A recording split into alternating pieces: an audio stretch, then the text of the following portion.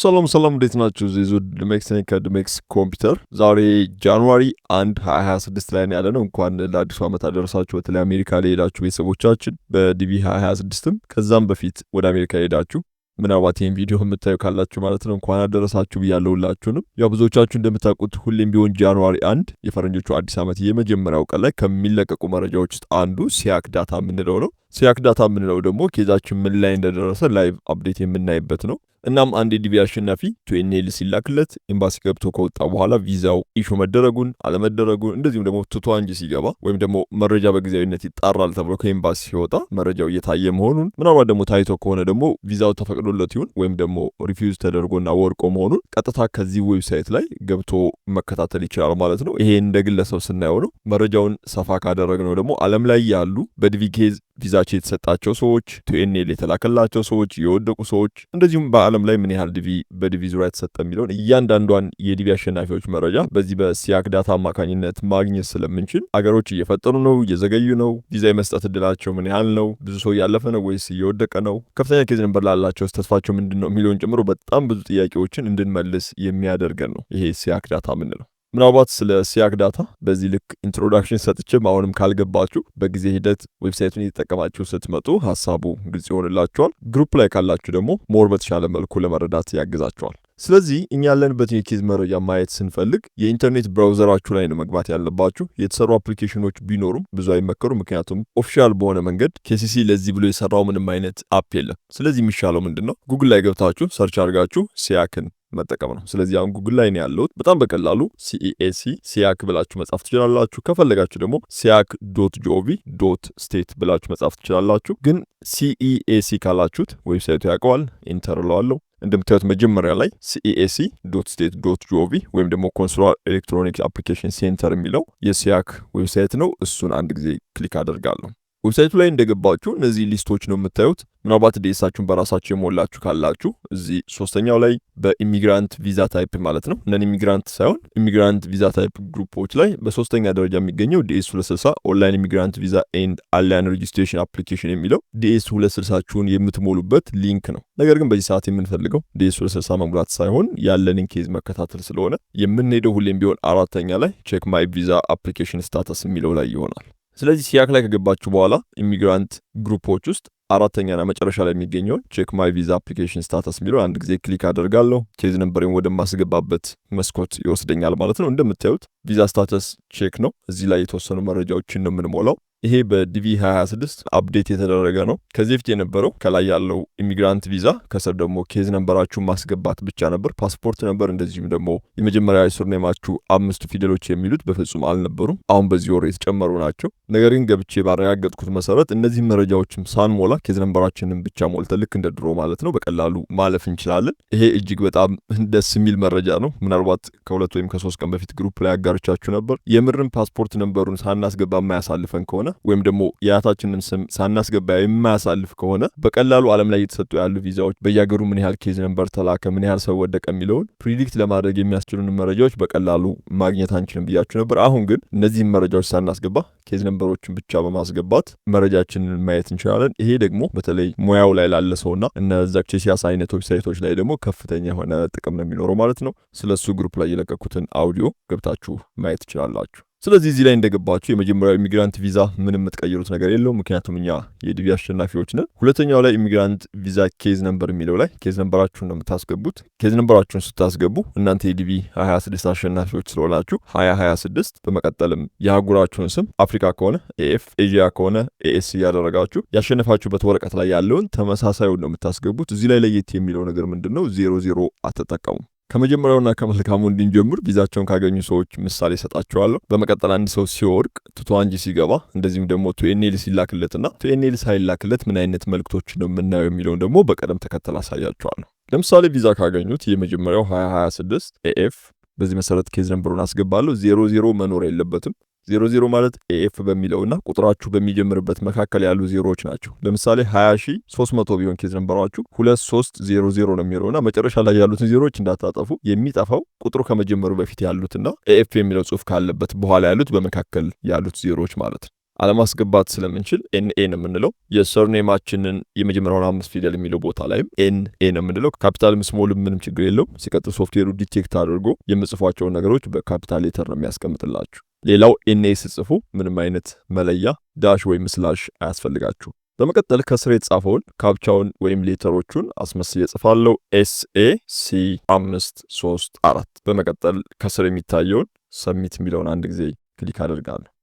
እንደምታዩት የመጀመሪያው ሰው ባለ 5 ቤተሰብ ነው። እዚህ ላይ የምታዩት አዲስ አበባ ነው። ያ ማለት ቪዛው ኢሹ የተደረገለት የኬዝ ነምበሩ እዚህ ላይ የምታዩት ነው። ይሄኛው ዲቪ ኩዌት ያደረገበት ነው። ይሄኛው ደግሞ የመጨረሻ ጊዜ ዲኤሱ አፕዴት የተደረገበት ወይም ደግሞ ዲኤሱ የተከፈተበት ነው። ብዙ ጊዜ ቪዛ ያገኙ ሰዎች ሲሆኑ እዚህ ላይ የሚቀመጠው ለመጨረሻ ጊዜ ቪዛቸው ኢሹ የተደረገበት ዴት ነው። እዚህ ላይ እንደምታዩት የሁሉም የቤተሰብ አባል ኢሹ ነው የሚለው። ስለዚህ ቪዛቸውን እንዳገኙ በዚህ ማወቅ ትችላላችሁ ማለት ነው። ስለዚህ የመጀመሪያው ኢሹ ካለ ቪዛውን ያገኘ ሰው እንደሆነ ማወቅ ይቻላል። አንዳንድ ጊዜ ደግሞ ከኤምባሲ ገብታችሁ ኮንግራ ተብላችሁ ከወጣችሁ በኋላ ቪዛው እጃችሁ ላይ ሳይደርስ እዚህ ላይ የምታዩትን አይነት ኢሹ ካያችሁ ስታትሳችሁ በተቀየረ በአንድ ሳምንት ውስጥ ምናልባትም በቀናት ውስጥ ይደወልላችኋል ወይም ደግሞ ኢሜል ይደረግላችሁና ፓስፖርታችሁ ይላክላችኋል ማለት ነው። ስለዚህ ኤምባሲ ገብቶ ተሳክቶለት ቪዛውን ያገኘ ሰውም ሊሆን ይችላል። አንዳንድ ጊዜም ደግሞ ኤምባሲ ገብቶ ተሳክቶለት ገና ቪዛው እጁ ላይ ያልደረሰም ሰው ቢሆን ኢሹ የሚል ያሳያል ማለት ነው። ሌላ አንድ ምሳሌ ደግሞ ላሳያችሁ። አሁን ደግሞ የማስገባው ኤምባሲ ገብቶ ኢንተርቪው አድርጎ መረጃዎች መጣራት አለባቸው በሚል ምክንያት ቱቷንጂ የገባ አንድ ሰው ነው። ስለዚህ ቱቷንጂ የገባችሁ ሰዎች ወይም መረጃ ስላላሟላችሁ ሊሆን ይችላል። አንዳንዴ ደግሞ መረጃችሁ እስከሚጣራ ተብላችሁ ቪዛ ያልተፈቀዳላችሁ ሰዎች ደግሞ ምን ሊያሳይ እንደሚችል ላሳያችሁ። ስለዚህ ኬዝ ነምበር የሚለው ላይ 2026 ኤኤፍ 1 ብሎ ነው የሚጀምረው ኬዝ ነምበሩ። በመቀጠል ፓስፖርት ነምበሩ ኤንኤ፣ ሰርኔም ላይ ኤንኤ፣ ከስር ያለው ካፕቻው ላይ ደግሞ ኢቪኢአር 9ዲ። በመቀጠል ሰሚት ላለው እንደምታዩት ቱቷንጂ የገባ ሰው ደግሞ ሪፊውዝድ የሚል ነው የሚያሳያችሁ። እዚህ ላይ መጠንቀቅ ያለባችሁ ቱቷንጂ የገባም ሰው ቪዛውን የተከለከለም ሰው አንድ አይነት ሪፊውዝድ የሚል ሜሴጅ ነው የሚያሳየው። ነገር ግን ቪዛውን ለአንዴና ለመጨረሻ ጊዜ የተከለከለ ሰው እዚህ ላይ የምታዩት ጽሁፍ ያንሳል። በኋላ ጎን ለጎን ላነጻጽርላችሁ ሞክራለሁ። ነገር ግን እዚህ ላይ የሚታየው ጽሁፍ እንደምታዩት አንብቤ በመተርጎም ጊዜ እንዳልወስድባችሁ፣ ምናልባት ደግሞ አንዳንዶቹም አንበቡ ላይ ይረዱት ይችላሉ ቴክኒካል የሆኑ ቃላቶች ስለሆኑ በሚል ነው። ጠቅላላው ግን ሁሉም ሰው ሊያስማማ የሚችለው ግን እዚህ ላይ የምታዩት ቴክስት ረዘም ያለ ቴክስት ከሆነ ቪዛችሁ ተከልክሎ ሳይሆን በማጣራትም ወይም ዶክመንት ባለማሟላት ምክንያት ለጊዜው ቱቷንጂ እንደገባችሁ በዚህ ማወቅ ትችላላችሁ። ስለዚህ ቱቷንጂ የገባችሁ ሰዎች ከላይ ሪፊውዝድ ይላል ማለት ነው። እዚህ ላይ ከወደቁ ወይም ደግሞ ቪዛቸውን በመከልከል ሪፊውዝድ ከተባሉ ሰዎች በምን ይለያል ካላችሁ እዚህ ላይ ያለውን በደንብ ተመልከቱትና አንድ ደግሞ የወደቀ ሰው ላሳያችሁ። ስለዚህ ይህን ክሎዝ በማለት እዘጋዋለሁ። ሌላ የወደቀ ሰው ኬዝ ነምበር ላስገባ። አሁን እንደምታዩት ለየት ያለ ፎርማትን ያመጣው ሰሌክት ሎኬሽን፣ እንደዚህም ደግሞ ከስር ትራብል ሹቲንግ አይነት ሜሴጆች አመጥቷል። እንደዚህ ከመጣባችሁ ሪፍሬሽ ማድረግ ትችላላችሁ። ብራውዘራችሁን ወደ ነበረበት ይመለሳል ማለት ነው። ስለዚህ ኬዝ ነምበሩን አስገባለሁ 2026 ኤኤፍ። በመቀጠል ፓስፖርት ላይ ኤንኤ፣ ሰርኔም ላይም ኤንኤ፣ ከስር ላይ ኮድ አመሳሰል የምናስገባበት ላይ የሚታየውን ተመሳሳይ ኤችኤችኤምኤ። በመቀጠል ሰሚት እለዋለሁ። እንደምትመለከቱት የዚህኛው ሜሴጅ ሪፊውዝድ ነው። ከቅድሙ ጋር ተመሳሳይ የሆነ አይነት ሪፊውድ የሚል ጽሁፍ ነው የምታገኙት። ነገር ግን ለየት የሚያደርገው እዚህ ላይ የምታዩት የቅድሙ በጣም ብዙ መስመር ወደ 78 መስመር ነበር። እዚህ ላይ ግን በጣም አነስ ያለች ዩኤስ ኮንሱላር ኦፊሰር ሃዝ አጁዲኬትድ ኤንድ ሪፊውዝድ ዩር ቪዛ አፕሊኬሽን ፕሊዝ ሲ ዘ ሌተር ዩ ሪሲቭድ አዝ ኢንተርቪው ነው የሚለው። ምክንያቱም ይሄ አብዛኛው ጊዜ ሰዎች ሲወርቁ በኢንተርቪው ቀን ስለሆነ ወረቀታቸው የሚሰጣቸው እሱን ማየት ትችላላችሁ ነው። አንዳንዶቹ ላይ የወደቁበት ምክንያት እንደ ሪዝን ይቀመጥላቸዋል፣ ስፔሲፊክ ተደርጎ ባይነገርም ማለት። ስለዚህ ሙሉ ለሙሉ ከዲቪ የወደቃችሁ ሰዎች ሪፊውዝድ የሚል እንደዚሁም ደግሞ በጣም አጭር የሆነች ሜሴጅ እዚህ ላይ ካያችሁ የዲቪ ጣችሁ ለአንዴና ለመጨረሻ ጊዜ እንዳልተሳካ በዚህ ማወቅ ትችላላችሁ። ዲቪ ላይ አንድ ሰው ሪፊውዝድ ከተደረገ አፒል የማድረግ ወይም ይግባኝ የመጠየቅ እድሉ እጅግ በጣም አነስተኛ ነው። ይግባኝ ብትጠይቁም ማንም የሚሰማችሁ አካል አይኖርም ማለት ነው። በመቀጠል ክሎዝ በማለት ትዘጋለሁ። ሌላኛው ቱኤንኤል የመጣለት ሰውስ እንዴት ነው ማወቅ የሚችለው የሚለው ደግሞ ላሳያችሁ። ቱኤንኤል የመጣለት ሰው ሁለት አይነት ቴክስቶችን ሊያይ ይችላል። የመጀመሪያው ኢንትራንዚት ነው፣ ሁለተኛው ደግሞ ሬዲ ነው። እዚህ ላይ ሬዲ የሚለው በጣም በብዙ ምክንያቶች ይመጣል። አንዳንዶች ሰዎች ኤምባሲ ገብተው ወጥተው እንኳን ሬዲ የሚልበት ሁኔታ አለ። ሀሳቡ ሰፊ ስለሆነ ለተወሰኑ ሰዎች ብቻ የሚመጣውን ሜሴጅ እዚህ ላይ ካቀረብኩት በጣም ብዙ ሰዎች ልትወዛገቡ ስለምትችሉ ኤምባሲ ገብታችሁ ሬዲ ካለ ወይም በተለያዩ ምክንያቶች ከሚጠበቀው አይነት መልእክት ውጭ የሚታይባችሁ ካላችሁ በውስጥ ልታወሩ ትችላላችሁ። ነገር ግን ለአብዛኞቻችሁ የሚታየውን አይነት አሰራር እዚህ ላይ ለማስረዳት ሞክራለሁ። ለምሳሌ አሁን ጃንዋሪ 1 2026 ላይ ያለ ነው። ትናንትና ዲሴምበር 31 2025 ላይ የኢትዮጵያ ፌብሩዋሪ የሚገቡት ቱኤንኤል ተልኮላቸዋል። ስለዚህ አሁን የእነሱ ምን እንደሚል በምሳሌ ላሳያችሁ። ስለዚህ ኬዝ ነምበሩን ቀይረዋለሁ። ኬዝ ነምበሩ 5000 ቤት ስለሆነ 5000። በመቀጠል ሌሎቹ ፓስፖርቱም ሰርኔሙን ባሉበት ነው የሚሆኑት። ከስር ያለው ካፕቻውን ብቻ ቀይረዋለሁ። RTAH በመቀጠል ሰሚት የሚለውን ጫናለሁ። በምታዩት መሰረት የመጣልኝ መልእክት ኢንትራንዚት የሚለው ኢንትራንዚት ማለት KCC ቱ ኤንኤል ልኮላችኋል፣ ነገር ግን ቱ ኤንኤላችሁ ኤምባሲ ገብቶ አፕሩቭ ያልተደረገ ማለት ነው። በዚህ ጊዜ ብዙዎቻችሁ ቱ ኤንኤል የመጣላችሁ ሰዎች DHL መሙላት አይመከርም፣ ምክንያቱም ብዙ ጊዜ ሲስተሙ ላይ አፕዴት አይደረግም። ስለዚህ ኢንትራንዚት የሚለው ቴክስት እስከሚጠፋ በትንሹ መጠበቅ አለባችሁ። እንደኔ ከጠይቃችሁኝ አብዛኛውን ጊዜ ቱ ኤንኤል ከተላከ በኋላ በመጀመሪያው 10 ቀን የኤምባሲ ቀጠሮ ባይሞላ ጥሩ ነው። ምክንያቱም ለተወሰኑ ጊዜዎች ኬዝ ነምበራችን ኤምባሲ ላይ አክቲቭ የመሆን እድሉ በጣም አነስተኛ ስለሆነ ማለት ነው። ስለዚህ ይሄ ኢንትራንዚት የሚለው ብዙ ጊዜ የሚፈጠረው በመጀመሪያዎቹ 2 ቀኖች አካባቢ ነው። አንዳንድ ጊዜ ቱ ኤንኤል በተላከ በሰዓታት ውስጥ ሬዲ ሊሆን ይችላል። አንዳንድ ጊዜ ደግሞ 3 እና 4 ቀን እስከ ሳምንትም የመቆየት እድል ይኖረዋል ማለት ነው። እናም ኢንትራንዚት ማለቱ ምን ችግር ይፈጥርብኛል ካላችሁ ምንም የሚፈጥረው ችግር የለም። ኢቭን ኢንትራንዚት የሚለው ባይቀየር እንኳን እናንተ ሜዲካላችሁን መውሰድ፣ መረጃዎቻችሁን አውቶንቲኬት ማድረግ፣ እንደዚሁም ሌሎች ፕሮሰሶቻችሁን መቀጠል ትችላላችሁ። ኢቭን በ10 ቀን ውስጥ እንኳን ኢንትራንዚት የሚለው የማይቀየር ከሆነና DHL ለመሙላት ፕሮሰስ ስታደርጉ ኬዝ ነምበራችሁን ኤምባሲ የሚቀበለው ከሆነ DHLአችሁን መሙላት ትችላላችሁ። እዚህ ላይ የሚታየው ኢንትራንዚት ባይቀየርም እንኳን ማለት ነው። አብዛኛውን ጊዜ ግን እንዳልኳችሁ በ2 እና በ3 ቀን ውስጥ ወደ ሬዲ የመቀየር እድል አለው። ስለዚህ ኢንትራንዚት የሚል ካያችሁ ቱ ኤንኤል እንደመጣላችሁ እርግጠኛ መሆን ትችላላችሁ። አንዳንድ ጊዜ ደግሞ ምናልባት ኢሜልም ሳይላክላችሁ እንደዚሁም ደግሞ ዲቪ ፕሮግራም ዶት ስቴት የሚባለው ዌብሳይት ላይ ገብታችሁ ቱ ኤንኤል መላኩን ቼክ ስታደርጉ ምንም ለውጥ ላይኖር ይችላል። ነገር ግን እዚህ ዌብሳይት ላይ ኢንትራንዚት የሚል ልታዩ ትችላላችሁ። ስለዚህ ኢሜል ባይላክም እንደዚሁም ደግሞ ዋን ኤንኤል የምንለው ወደ ቱ ኤንኤል ባይቀየርም ኢንትራንዚት የሚለው ማየቱ ብቻ ቱ ኤንኤል እንደተላከላችሁ እንደ ማረጋገጫ ይቆጠራል። ነገር ግን ወረቀታችሁ እስከሚመጣ 1 ወይም 2 ቀን መጠበቅ ሊጠበቅባችሁ ይችላል። እዚህ ላይ አንዳንዶች ሊጠይቁት የሚችሉ ጥያቄ እኔ ቱ ኤንኤል መጥቶልኛል፣ ነገር ግን ስገባ ኢንትራንዚት ሳይሆን ሬዲ ነው የሚለው ካላችሁ ሬዲ ያለበት ምክንያት ኢንትራንዚት የሚለውን ሳታዩ ቶሎ ስለተቀየረ ነው፣ ወይም ደግሞ ቱ ኤንኤል እንደተላከ ቶሎ ኤምባሲው አፕሩቭ ስላደረገ ነው። እዚህ ላይ ለእናንተ በሚገባችሁ ቋንቋ ለመግለጽ ነው እንጂ ኤምባሲው አፕሩቭ አድርጓል፣ KCC ልኳል ምናምን የሚባለው ብዙም ቴክኒካል ቃሎች አይደሉም። የራሱ የሆነ አሰራር አለው። ነገር ግን አብዛኛውን ጊዜ ኢንትራንዚት ወደ ሬዲ የሚቀየረው ኤምባሲው አፕሩቭ ሲያደርግ ነው ብላችሁ ለራሳችሁ መውሰድ ትችላላችሁ። ለምሳሌ የዛሬ ወር ቱ ኤንኤል የተላከለትን ሰው ደግሞ ላሳያችሁ። ይህ ሰው እስካሁን ድረስ ኤምባሲ አልገባም። እዚህ ላይ የምታዩት 5000 ቤት ያለው ኢንትራንዚት የሚል ሜሴጅ ያየው ሰው እሱም ኢንተርቪው አልገባም። በሁለታቸው መካከል ያለው ልዩነት ምንድን ነው? ይህ 5000 ቤት ያለው ትናንትና ነው የተላከለት። 3000 ቤት ያለው አሸናፊ ደግሞ የዛሬ ወር ነው የተላከለት። ሁለቱም ኢንተርቪው አልገቡም። ነገር ግን የአንዱ ሬዲ የአንዱ ኢንትራንዚት ሊሆን ይችላል ማለት ነው። ስለዚህ እሱንም በምሳሌ ላሳያችሁ። ለምሳሌ ክሎዝ ለዋለሁ፣ መለሳለሁ፣ ኬዝ ነበሩን አጠፋለሁ። ለምሳሌ 4000 ቤት ያለን አሸናፊ ምሳሌ ልስጣችሁ። በመቀጠል ከስሩ ያለውን ካፕቻ መሳሳይ እጽፋለሁ።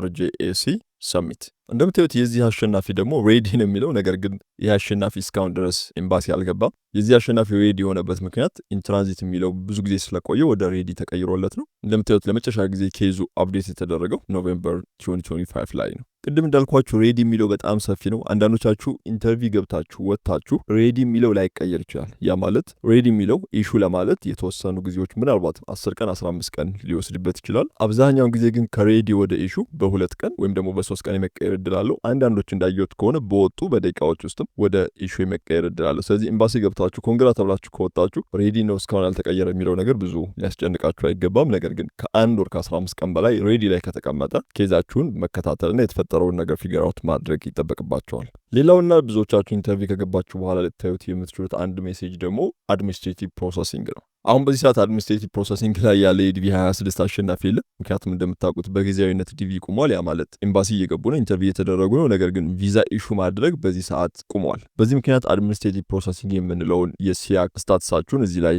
ማየት አትችሉም። ነገር ግን እኔ አንድ ምሳሌ ልስጣችሁ እና እንቀጥል። ለምሳሌ በዚህ ሳምንት ኢንተርቪው ገብቶ ቪዛው ተሳክቶ ለኮንግራ ተብሎ የወጣ አንድ አሸናፊ አለን በል። ስለዚህ የዚህን አሸናፊ ኬዝ ነበር አስገብተን ሰሚት ስንለው እዚህ ስክሩ ላይ የምታዩት አይነት ሜሴጅ ይመጣል። የዚህ ሜሴጅ ትርጉሙ ምንድን ነው? አንድ ሰው ኢሹ ተደርጎ ወይም ደግሞ ቪዛው ተፈቅዶለት እጁ ላይ ገና ቪዛው አልደረሰም፣ እንደዚሁም ደግሞ ቪዛው ፕሪንት የመደረግ ፕሮሰስ ላይ እንዳለ በዚህ ማወቅ ይችላል። እናም ኢንተርቪው ሲገባ የዚህ ሰው ስታተሱ ሬዲ ላይ ነው። ምክንያቱም ቱ ኤንኤል መጥቶለት ገና ኤምባሲ እየገባ ስለሆነ ሬዲ ነው የሚሆነው። ልክ ኤምባሲ ገብቶ ሲወጣ ምናልባት በ3 ቀን በሳምንት አይታወቅም። እንዳልኳችሁ የቀን ገደብ አታስቀምጡ። ምክንያቱም በጣም የሚያጨናንቀው አንድ ሰው ኢንተርቪው ገብቶ ከወጣ በኋላ ስታተስ ያልተቀየረም እስካሁን ሬዲ ላይ ነው ምናምን የሚለው ሌላ ጭንቀት ነው። ስለዚህ የቀን ገደብ አትስጡት። ነገር ግን ማክሲመም 15 ቀን ብላችሁ መያዝ ትችላላችሁ። በእነዚህ በእነዚህ ቀኖች ውስጥ ሬዲ የሚለው ወደ አድሚኒስትሬቲቭ ፕሮሰሲንግ ወደሚል ይቀየራል። አድሚኒስትሬቲቭ ፕሮሰሲንግ የሚለውን ካያችሁ ቪዛችሁ ኢሹ ሊሆን የተወሰኑ ሰዓታት ወይም ደግሞ ቀኖች ቀርቶታል ማለት ነው። አብዛኛውን ጊዜ አድሚኒስትሬቲቭ ፕሮሰሲንግ ላይ የአንድ ሰው ኬዝ ከተቀመጠ በትንሹ በ1 በ2 ወይም ደግሞ በ3 ቀን ውስጥ ኢሹ ይሆንለታል ወይም ቪዛው ፕሪንት ተደርጎ ይላክለታል ማለት ነው። ስለዚህ አድሚኒስትሬቲቭ ፕሮሰሲንግ የሚለውን የቪዛ መቀበያ ጊዜያችሁ እንደደረሰና ቪዛው ወደ ህትመት እንደተላለፈ ወይም ፕሪንቲንግ ፕሮሰስ ላይ እንዳለ አድርጋችሁ መውሰድ ትችላላችሁ። እንዳልኳችሁ ሰፊ ሀሳብ ስለሆነ ለአንዳንዶች ሊፈጠር የሚችለውን ነገር እዚህ ላይ ባስገባ በጣም ስለሚሰፋባችሁ ነው። ምናልባት ግን የተፈጠረባችሁ ካላችሁ አድሚኒስትሬቲቭ ፕሮሰሲንግ ካለ በኋላ አንዳንድ ጊዜ ወደ ሬዲ የመመለስ እድልም እንዳለው ልታውቁ ይገባል። እነዚህ በተለያዩ ምክንያቶች ስለሆነ እዚህ ላይ እነሱን መጥቀስ ጊዜ መጨረስ ነው የሚሆነው። የመጨረሻው ይሄ የሚሆነው በጣም ብዙ ሰዎች ስለሆነ በዲቪ 26 ገና ኢንተርቪው ያልገባችሁት የእናንተን ኬዝ ቁጥር ስታስገቡ ለምሳሌ 8000 ወይም 10000 ያለን ኬዝ ነበር ምሳሌ ላሳያችሁ። ስለዚህ ኬዝ ነምበሩ ላይ አጠፋዋለሁ 2026 ኤኤፍ 8000 ቤት በመቀጠል ኤንኤ ካፕቻውን ዲፒ 4 ኤም4 የሚለው ነካለው ሰሚት። በዚህ ጊዜ እንደምታዩት ብዙዎቻችሁ ልታዩት የምትችሉት ቴክስት አት ኤንቪሲ ነው። አት ኤንቪሲ ማለት ቱኤንኤላችሁ ገና አልተላከም ማለት ነው። በዚህ ጊዜ ያላችሁበት ኤምባሲ ክሬት የተደረገበት ቀን እንደዚሁም ደግሞ ኬዛችሁ አፕዴት የተደረገበት ቀኖች እዚህ ላይ አይኖሩም። ምክንያቱም ገና ኬዛችሁ ኬሲሲ ላይ ስለሆነ ያለው ስለ እናንተ ምንም አይነት ዲቴል መረጃ ማግኘት አይቻልም። ነገር ግን አት ኤንቪሲ የሚለውን ጽሁፍ ካያችሁ ገና ቱኤንኤል አልተላከላችሁም ማለት ነው። 8000 ቤት የሆነም አት ኤንቪሲ ነው በዚህ ሰዓት የሚያዩ። 30000 ቤት የሆነም ሰው አት ኤንቪሲ ነው የሚያዩ። ከዚህ ውጭ ስቴጃችን ስንት ላይ ነው ያለው የሚለውን በፍጹም ሲያክ ዌብሳይት ስለማይነግራችሁ በስቴጅ ዙሪያ ማወቅ የምትፈልጓቸው ነገሮች ካሉ ከዚህ በፊት እንዳየነው ለኬሲሲ ኢሜል ማድረግ ትችላላችሁ ማለት ነው። ስለዚህ እስካሁን ሲያክ ላይ ያለው መረጃ በተለይ በዲቪ 2026 አፕዴት ከተደረገ በኋላ ይሄን ይመስላል። ነገር ግን ማወቅ ያለባችሁ ነገር እዚህ ላይ የምታዩቸው ፓስፖርት ነምበር እና ሰርኔም በዚህ ሰዓት ባዶ ማለፍ እንችላለን። ነገር ግን የዛሬ 15 ቀን የዛሬ ወር ወይም ከተወሰነ ጊዜዎች በኋላ ፓስፖርታችሁን ካላስገባችሁ መረጃችሁን ማየት አይቻል የሚባልበት መንገድ ሊመጣ ስለሚችል ኤንኤ የሚለው ሞክራችሁት እምቢ ካለ ፓስፖርታችሁን ማስገባት ትችላላችሁ። እኔ አሁን ቼክ ባደረግኩት መሰረት ፓስፖርት ቁጥር ሳስገባለት በፍጹም አያሳልፈኝም። ስለዚህ ሁላችሁም ኤንኤ ያላችሁ ማለት ትችላላችሁ። ሌላ ጊዜ ግን ምናልባት ህጉ ተቀይሮ ኤንኤ የሚለውን ትተው መረጃችሁን እንድታስገቡ አስገዳጅ ካወጡ ግሩፕ ላይ አዳዲስ መረጃዎችን አፕዴት ስለምናደርግ እዛ ላይ መከታተልና የተቀየሩ ነገሮችን እንዴት ማስገባት እንደምትችሉ እዛ ላይ ማየት ትችላላችሁ። ለአሁኑ ግን አሁን ባሳያችሁ መሰረት መጠቀም ትችላላችሁ ማለት ነው። ሌላው እዚህ ላይ ብገልጸው ጥሩ የሚሆነው ነገር በቅርቡ ኢንተርቪው የገባችሁና ቪዛ መስጠት በጊዜያዊነት ካቆመ በኋላ ኮንግራ ተብላችሁ ነገር ግን ቪዛ ፕሪንት ማድረግ አንችልም የተባላችሁ ሰዎች ኬዝ ነምበራችሁን ስታስገቡ ለምሳሌ አንድ የገባን ሰው ኬዝ ነምበር ላስገባ 3000 ቤት በመቀጠል ከስር ያለውን ካፕቻ ባስገባው እና ሰሚት ባደርገው እንደምታዩት your search did not return any data ነው የሚለው። የማለት ኤምባሲ ገብታችሁ አሁን በተፈጠረው ጊዜያዊ የቪዛ ማቆም ምክንያት ቪዛችሁ ያልሰጣችሁ ሰዎች ኬዝ ነምበራችሁን ስታስገቡ ላይሰራላችሁ ይችላል። ይሄ በኔ ኬዝ ባሉ አሸናፊዎች በሞከርኩት መሰረት ማለት ነው። ስለዚህ እንደዚህ ካላችሁ የእናንተ ኬዝ አልፏልም አልተባለም አላለፈ እንዳይባልም ኢንተርቪው ገብታችኋል። ስለዚህ በመካከል ያለ ኬዝ ስለሆነ